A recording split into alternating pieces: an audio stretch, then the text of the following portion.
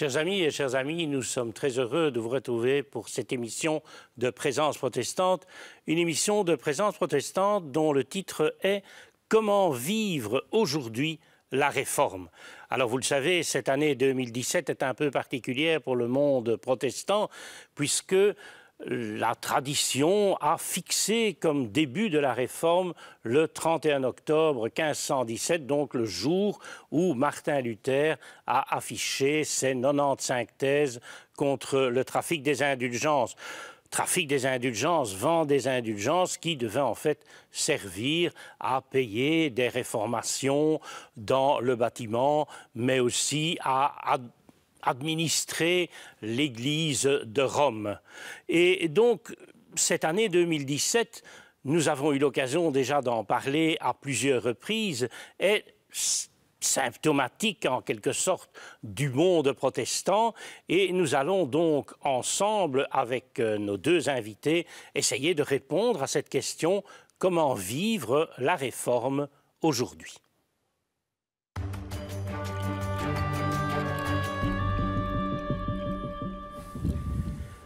Alors, comme je viens de vous le dire dans la présentation, nous accueillons deux invités.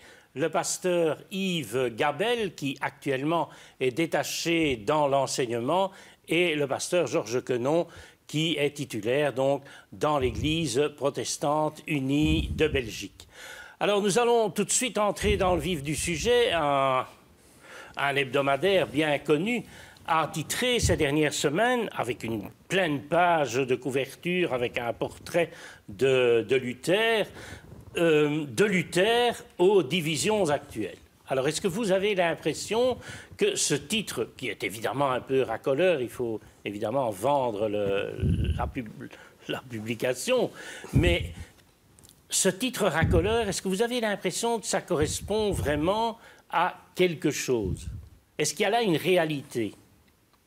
Ben, en tout cas, ce qu'il faut dire, c'est qu'un protestant est différent d'un autre. Je pense que ça, pour tous ceux qui ont eu contact avec une branche ou l'autre du protestantisme, ils s'en rendent compte. J'ai l'habitude de dire qu'un protestant, c'est un libre penseur avec sa Bible. On ne peut pas le mettre comme ça dans une catégorie. Et cela, il faut bien se rendre compte que c'est dès le départ avec la Réforme.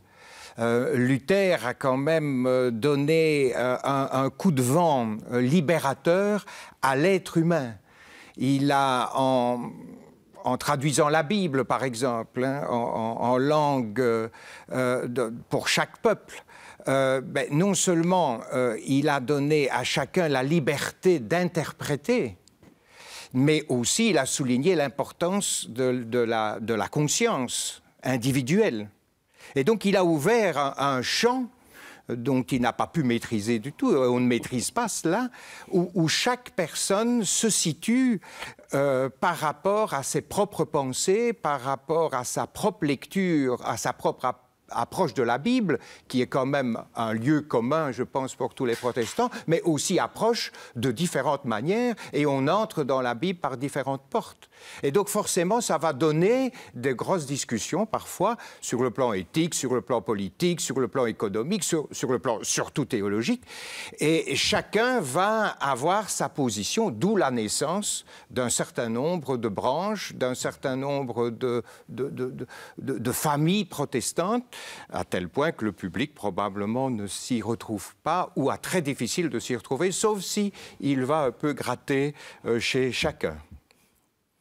Oui, moi je m'arrêterai peut-être sur les termes division actuelle. D'abord actuelle, de quelle époque peut-on parler véritablement? Surtout après ce que vous avez dit, il est clair que les protestants sont différents déjà, donc, et même l'individu en tant qu'individu, pas seulement en tant que dénomination ou communauté. Mais je pense que si on veut être juste avec le titre de cet hebdomadaire, il faudrait peut-être quand même repréciser que dès la Réforme, donc dès le XVe, XVIe siècle, la Réforme a été plurielle. Il ne s'agit pas d'une voix et d'une seule voix qui serait celle de Luther. Il s'agit de plusieurs voix, et notamment, si on s'en tient à la Réforme, et on parlera peut-être plus tard de ce qui a précédé la Réforme, il faut quand même accepter l'idée qu'il y a 3 courants minimum dans la Réforme, plus ou moins à la même période, puisque Luther, disons, c'est 1517, hein, comme vous le rappeliez tout à l'heure. Calvin a commencé à être public dans 1530, on va dire, et une 3e voie, donc on a déjà luthérien, calviniste, la 3e voie était celle des anabaptistes, qui, eux, ont démarré quelque chose plus ou moins autour de 1525, et ont d'ailleurs rédigé la première confession de foi de la Réforme, hein, qui était celle de Schleitheim, la première. Ce courant anabaptiste a été une 3e voie avec 2 volets. Une voie plutôt violente, qui a été participée aux grandes émeutes, notamment en Allemagne, etc., et la guerre des paysans, etc. Mais il y a eu aussi en même temps et parallèlement dans le même courant d'idées une voie beaucoup plus pacifiste qui a perduré dans le temps d'ailleurs, qui aujourd'hui se retrouve dans des courants baptistes, ménonites, enfin, des branches qu'on peut-être le commun des mortels ne connaît pas, mais des branches qui existent encore aujourd'hui et qui sont très actives. Donc, si on s'en tient à la déclaration de l'hebdomadaire, moi je dirais qu'il faut peut-être traduire le mot division par des mots qui seraient plutôt ceux de la nuance, des nuances du protestantisme, voire des différences du protestantisme, parce que parfois nos différences sont telles qu'on peut s'opposer. Je pense que c'est la réalité aussi. On n'est pas toujours d'accord, et notamment dans des matières qui relèvent plutôt de l'éthique, par exemple. Voilà, donc je pense que moi, c'est un petit peu ce que je voudrais faire observer. Oui, sur... Justement, vous insistez sur la différence plutôt que la division. Et ma question, elle va justement porter sur cela. Vous êtes issus l'un et l'autre de mouvements ou de familles protestantes différentes. Alors, est-ce que vous vous reconnaissez à un héritage commun? Peut-être, pasteur Garbel? L'un et l'autre, c'est vrai, on n'est pas dans le même camp au niveau des dénominations et des étiquettes du protestantisme. Mais je crois quand même, et on est tous d'accord de le dire, je crois quand même que les protestants, quelle que soit leur étiquette ou leur appartenance, leur obédience, se retrouvent dans certaines choses qui leur sont communes. Moi, j'en citerai une qui est une évidence quand on parle des protestants, c'est l'attachement à l'écriture, donc l'attachement à la Bible, plus qu'un attachement. Je crois que le protestant se marque par une certaine connaissance des textes, une étude des textes, et donc une transformation du vivre. On ne lit pas la Bible sans rester indemne, donc quelque part, on adopte vraisemblablement une certaine culture issue de ces textes qui nous font œuvrer dans certains domaines, hein, dont on parlera peut-être un peu plus tout à l'heure. Oui. Oui, pour paraphraser Eddie Mitchell, il dit dans une de ses dernières chansons, « On est de la même famille, mais on n'a pas le même ADN ». Et je pense qu'il y a quelque chose comme ça chez tous les êtres humains, dans tous les groupes humains. Donc forcément, dans le protestantisme, qui au départ, le protestant non seulement est autorisé, mais il est convié, il est poussé à se faire une idée par lui-même. L'Église n'étant pas intermédiaire entre lui et Dieu, il va donc chercher sa voie, chercher sa théologie dans sa lecture biblique. Alors, la Bible nous est commune, ça c'est un fait certain, c'est le pilier central, mais on dira dans le milieu plutôt réformé historique qu'il faut faire la distinction radicale entre les interprétations, entre une posture théologique, entre des expressions bibliques et la parole de Dieu elle-même. Et donc, cette parole, nous ne la cernons pas. Cette parole, nous ne l'avons pas. Nous allons vers, nous la cherchons. Et avec tout cet éventail, toutes ces couleurs de l'arc-en-ciel, on pourrait dire, qui nous caractérisent tous. Mais quelle chance pour l'Église protestante, quelle que soit son obédience. L'altérité, la singularité de chacun, c'est une chance pour l'autre. Et quand je vais à la rencontre de mes frères et de mes sœurs, même si je ne suis pas du tout d'accord ou si peu avec certaines de leurs thèses, mais je m'en trouve enrichi, grandi, et ça fait de moi quelqu'un qui plonge davantage ses racines dans son identité, dans sa personnalité protestante, qui a aussi, et je soulignerai très brièvement, il va souligner le sola scriptura, hein, l'écriture seule, je dirais, la gloire de Dieu seul. C'est-à-dire que chez les protestants, et j'aime beaucoup ça, seul Dieu est sacré. Donc on n'a pas de lieu sacré, on n'a pas de parole sacrée. Le pasteur lui-même n'est pas repris dans un ordre.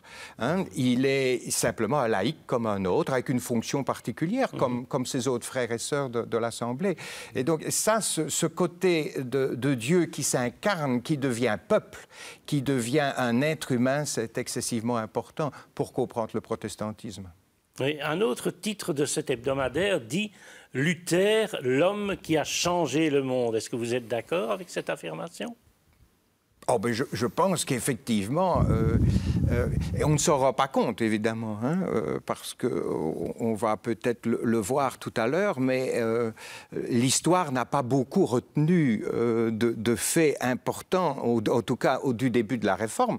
Mais Luther, qui vivait dans une période assez angoissante, où la peur était omniprésente, la peur de la mort, la peur des maladies, etc., il va se libérer lui-même de son angoisse existentielle en découvrant que ce Dieu était un Dieu d'amour, était un Dieu de pardon, était un Dieu qui a une justice, mais une justice supérieure, une justice abondante et pas une justice punitive. Donc ça va complètement le libérer et ça va donner naissance à la... Je reviens toujours sur ce même terme, mais il est très important, à la culture du débat, par exemple, hein, que nous avons chez les protestants, à la manière de vivre l'Église, où chacun est sur, ou devrait être en tout cas, hein, sur un pied d'égalité, que le pasteur n'est pas plus que les autres. Donc le sacerdoce est universel, par exemple, chez les protestants, ouvert aux femmes comme aux hommes. Et donc, quelque part, le débat démocratique, parfois difficile encore aujourd'hui, mais il est né à la Réforme.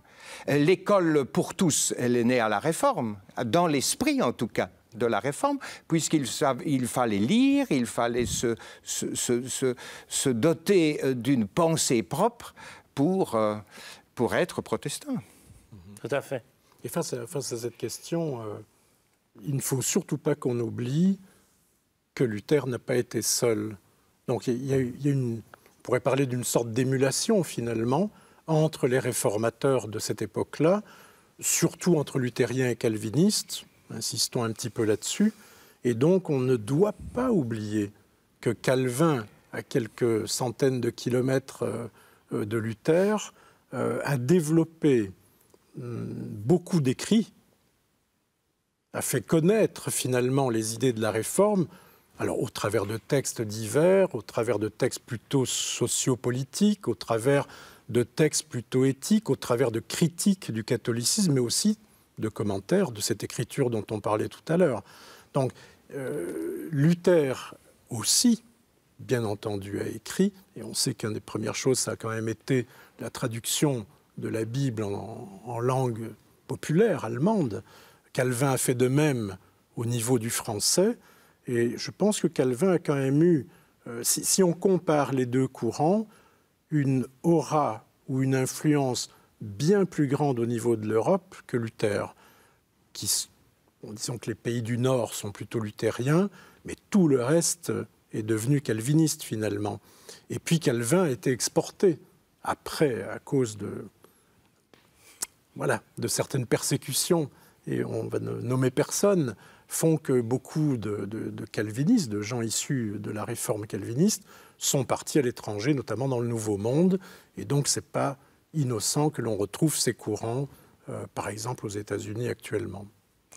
Oui, je voudrais qu'on revienne peut-être un peu à la réforme en Belgique. Et je voulais me poser une question sur comment est-ce que vous expliquez que le protestantisme soit si peu présent, soit même parfois oublié dans l'histoire officielle belge. alors qu'il y a quand même des événements importants dans l'histoire de Belgique où, au moment où ça s'est passé, c'était quand même des protestants qui étaient mis sur le devant. Et on peut, par exemple, citer le cas des deux moines augustins anversois, Henri Vos et Jean Van Eschen, qui vont être les premiers martyrs de la Réforme. Ça, au niveau européen, quand même, c'est pas rien. Ils vont être les premiers martyrs et ils vont être amenés sur la grande place de Bruxelles pour être brûlés vifs. C'est quand même pas n'importe quoi. Or, dans l'histoire de Belgique, c'est à peine si on connaît leur nom, je pense. Et à Bruxelles, en tout cas, il n'y a pas une plaque, pas un monument qui fait référence à cette histoire de la Réforme, et une histoire de la Réforme qui, elle, par contre, est connue dans d'autres pays. Les Allemands connaissent les deux premiers martyrs. Luther a écrit une petite poésie sur les deux premiers martyrs. Et comment est-ce que vous expliquez qu'en Belgique, on les connaît si peu, finalement? Ça fait peut-être partie aussi de l'humilité protestante. Hein. Le protestantisme, en tout cas dans nos régions, et dans nos mentalités culture latine, s'exporte pas très bien. Et il reste un peu en deçà, à l'ombre d'un catholicisme et que bon, aujourd'hui on a l'œcuménisme et on est très très heureux avec nos frères et sœurs catholiques. Mais on part historiquement donc de cette époque-là où effectivement il y a quand même square du Petit Sablon un certain nombre de monuments qui relatent l'histoire du protestantisme. Et il ne faut pas oublier qu'en 1566, il y avait 20% de la population de nos régions qui étaient protestantes. Donc il y a des traces évidemment de tout ça, mais il y a quand même une souffrance, je pense, dans le protestantisme de ne pas être reconnu à sa juste valeur, surtout par rapport à ce que la Réforme a apporté à la société. Je crois qu'on peut déplorer globalement la méconnaissance du citoyen lambda concernant cette histoire protestante, parce que tu développeras peut-être après certaines villes qui ont été totalement acquises, par exemple, à la Réforme, ici en Belgique. Beaucoup de gens l'ignorent. Donc, moi, je me suis posé la question, est-ce qu'il s'agit d'une amnésie historique, volontaire, souhaitée, voulue, ou est-ce que, comme tu l'exprimais tout à l'heure, c'est peut-être davantage notre aspect minoritaire, et minoritaire pendant très longtemps, évidemment, qui fait que nous n'avons pas nous-mêmes revendiqué cette place visible et publique dans l'espace sociétal. Voilà. Bon, alors ça peut se corriger. Je pense que si on n'a pas su le faire avant, on peut peut-être le faire dorénavant, d'une certaine manière. Peut-être que cette année du 500e anniversaire va permettre en tout cas que la Réforme et les idées de la Réforme soient, si pas mieux comprises, en tout cas soient connues du citoyen lambda, comme vous disiez tout à l'heure. Ouais. On peut l'espérer, en tout cas. Tout à fait. Mais de toute façon, la partie est gagnée, je dirais, puisque les grandes réformes, je vais dire, de la Réforme sont aujourd'hui visibles dans la société. Alors qu'on sache d'où elles viennent, ça n'a pas trop d'importance pourvu qu'on le vive. Le protestant, c'est quand même quelqu'un qui essaie en tout cas de mettre le plus possible en pratique, mais il a ses défauts, mais de vivre le plus intensément possible sa foi au Christ libérateur. Oui, parce que ça, c'est peut-être intéressant aussi, c'est de se dire, on a beaucoup parlé du passé pendant cette année 2017, mais peut-être que 2017 peut aussi être le déclencheur d'un avenir pour le protestantisme, en tout cas simplement au niveau des idées, je dirais. Il ne s'agit pas ici de se lancer dans une vaste campagne d'évangélisation, mais peut-être simplement de faire prendre conscience au tout venant de ce que le protestantisme a apporté à notre vivre ensemble aujourd'hui. Et à ce moment-là, on pourrait peut-être essayer déjà de répondre à cette question, comment aujourd'hui vivre en protestant, comment vivre ce protestantisme aujourd'hui dans notre société? Mais je dirais que avec les chrétiens, avec la grande famille chrétienne, je pense que nous sommes centrés, si ce n'est sur l'Évangile, mais en tout cas sur ce que révèle l'Évangile. Le personnage central de l'Évangile, c'est le Christ. Certains l'appelleront Jésus de Nazareth, d'autres le Christ. Peu importe le titre ou le nom qu'on lui donne, c'est celui qui veut que l'homme soit debout, que l'homme, même l'homme pourchassé, même l'homme qui a été exclu par la religion, comme en son temps. Hein. L'Évangile nous parle de tous ces exclus du pharisaïsme, donc des groupes religieux de l'époque que Jésus allait rechercher.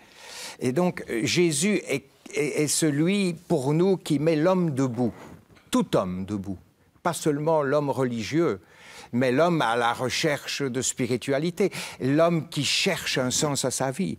Il le met debout, et être protestant aujourd'hui, c'est poursuivre vraiment une lutte avec les laïcs, d'une part, avec les catholiques d'autre part, avec aussi dans l'interreligieux. On a des points communs. Ce qui est souligné en tout cas dans le protestantisme, c'est qu'il a une place intéressante dans la société. Il est à la fois un pont avec le catholicisme, hein, par la personne du Christ, par l'Évangile, avec les laïcs et les athées dans leur recherche de la liberté humaine, nous aussi, mais aussi avec les juifs et les musulmans. On prie directement Dieu. Hein, on n'a pas d'intermédiaire. Donc on a des points intéressants, des points d'ancrage, des ponts. Et cette position, je vais dire, des protestants est à vraiment exploiter, très intéressant pour la société. Est-ce que vous avez l'impression qu'en Belgique, le protestantisme qui se présente parfois de façon un peu différente a justement peut-être des difficultés à exister en tant que famille parce qu'on met peut-être un peu trop en évidence nos différences? C'est pas impossible que ce soit le cas. Peut-être aussi, comme je le disais tout à l'heure, que le fait d'être de toute façon minoritaire nous rend minoritaires à l'intérieur même de nos différences, d'une certaine manière. Par contre, je crois qu'il y a malgré ces différences et malgré peut-être même les frontières, on pourrait parler de frontières à certains moments, je crois qu'il y a quand même des points sur lesquels on vit les choses de la même manière. Que ce soit les engagements, alors je ne vais pas parler de politique, mais déjà l'engagement social, l'engagement caritatif, le fait d'avoir développé et de développer encore aujourd'hui des œuvres sociales dans nos pays, mais aussi loin à l'étranger, c'est quand même une caractéristique de l'engagement protestant dans la société. Tu as souligné très bien tout à l'heure le côté démocratique du protestantisme, donc l'idée de devoir se parler même si on n'est pas d'accord, est en général une réalité très protestante. Moi, je pense qu'il y a quand même des spécificités, malgré nos différences, qui nous sont communes, même si on ne les vit pas toujours exactement de la même manière. Il y a quand même des courants dans la branche dans laquelle je suis, un petit peu extrémistes, où la notion de laïcité, si tu veux, de la fonction pastorale, est peut-être un peu à revoir, où on est parfois un petit peu plus papiste que le pape à l'intérieur de sa propre communauté. Donc ça existe. Mais je crois quand même que ce qui tient la route entre nous, c'est ce qu'on vit aujourd'hui sur ce plateau. C'est de pouvoir parler à deux voix d'une réalité qui est celle de l'héritage de la Réforme et comment elle se vit aujourd'hui dans le quotidien du protestant. Oui, parce que finalement, c'est aussi ça, la religion. C'est pas simplement une bulle qu'on utilise Exactement. Quand on en a besoin ou de temps en temps en allant à un culte ou à une étude biblique ou que sais-je, mais ça doit normalement influencer la vie quotidienne. Absolument. Sinon, ça ne sert à rien. je vais dire, quelque part, où ça ne sert que individuellement. Et je pense que dans notre société, on a besoin justement non seulement d'une spiritualité ou d'une religion, il y a des différences, bien sûr, entre les deux, individuelles, mais aussi de le partager avec l'autre. Et parce que c'est là-dessus que vient se greffer le vivre ensemble, apprendre à vivre ensemble, apprendre avec l'autre qui est le contraire de moi peut-être, qui a des aspirations tout à fait contraires.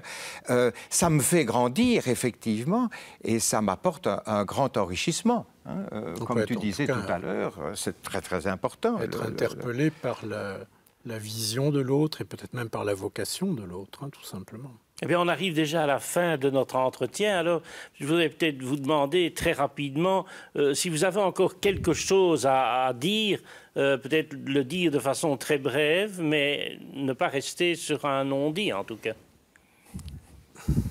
Yves? Bah, écoute, moi j'insisterai juste une petite chose, c'est la nécessité d'étudier les textes. Car sans ces textes, il n'y a pas d'engagement protestant. Donc sans le texte de la Bible, je ne sais pas très bien ce qu'on serait. En tout cas, on ne serait pas ce qu'on est aujourd'hui. Donc cette idée d'étudier, ceci dit, ça ouvre une grosse question qui est celle du défi de la communication de la Bible aujourd'hui.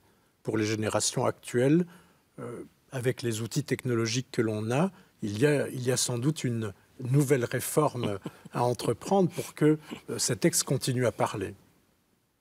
D'ailleurs, c'est un slogan, l'Église réformée, réforme-toi. Sois toujours en train de te réformer, de te repositionner, et l'esprit autocritique est excessivement important, parfois un peu trop important, parce que on s'exporte mal à cause de ça. Non, mais j'aimerais tout simplement dire ce qu'une des familles du protestantisme prône, c'est tout d'abord la primauté de la foi sur les doctrines et sur les dogmes. Luther est venu quand même nous libérer d'un joug religieux épouvantable, qui angoissait. Et donc le protestant va justement aller au combat contre justement, il va protester deux choses. Il va protester pour Dieu, pour le libérer de tous ces carcans et de toutes ces petites images dont il est affublé et qui le rend plus petit qu'il n'est. Mais aussi, le protestant va protester pour l'homme. Pour que l'homme qui ne soit pas enfermé justement dans une religiosité, mais qu'il soit habité par l'Évangile libérateur. Eh bien, c'est là-dessus que nous clôturerons. Il me reste à prendre congé de vous et à vous fixer rendez-vous lors d'une de nos prochaines émissions de Présence protestante.